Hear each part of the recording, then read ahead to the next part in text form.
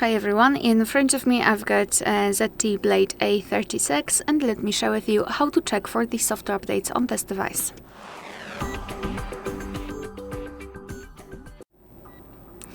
So let's begin with opening the settings.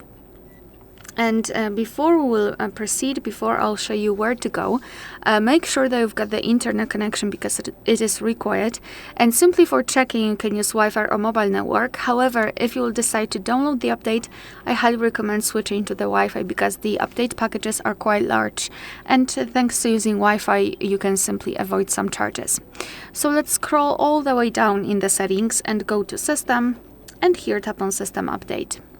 And now your device will check for the updates, and basically you can meet two different scenarios. So this is the first one where your software is up to date and there's nothing to download. And the second one is where your device will actually find the update. It will show you the information about it, what has been fixed, what has been added, and then you will be able to tap on download or install and apply the update. Alright, so that will be all. Thank you so much for watching. Please hit the subscribe button and leave the thumbs up.